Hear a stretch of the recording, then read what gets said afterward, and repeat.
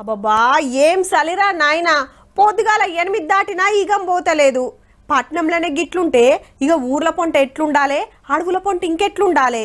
2-3 చెద్దర్లు జోడించి కప్పుకుంటుండొచ్చు పో.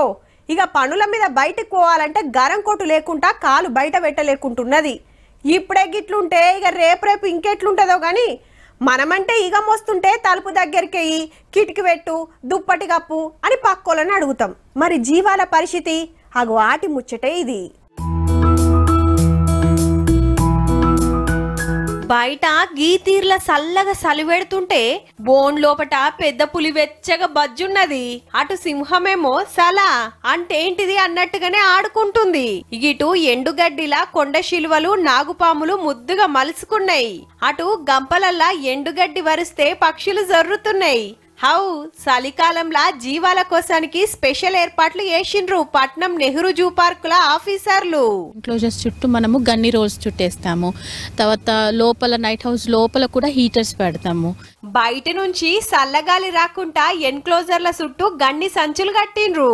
అయినా చల్లగొస్తదనుకుంటే హీటర్ పెట్టి గర్మి గాలి ఇడుస్తున్నారు. ఇక పాములు గిట్లు ఉన్న కాడ యూవీ లైట్లు వేసి పెట్టిండ్రు గర్మొస్తదని. ఇటు పక్షుల తావుల సుత చుట్టూ గ్రీన్ మ్యాట్ కట్టిండ్రు. వెచ్చగుండేటట్టు సపరేట్ గూళ్ళు తయారు చేపించి అండ్లా గడ్డి వరిస్తే మంచిగా ఎగురుతున్నాయి.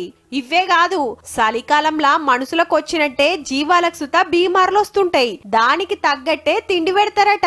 టెంపరేచర్ పడిపోవడంతో నిమోనియా డెవలప్ అయ్యే అవకాశం ఉంటుంది. ముఖ్యంగా వైట్ టైగర్స్ కానీ, అది కప్స్ కానీ, ఫాన్స్ కానీ ప్రతిరోజు వాటర్లో ఫీడ్లో బి కాంప్లెక్స్ విటమిన్స్ అనేది ఇవ్వాలి. బలంగల్లా గర్మి పెంచే తిండే పెడతారట. అవసరం అనుకుంటే నీళ్లు సుత వేడి చేసే పోస్తారంటే సుడుర్రిగా.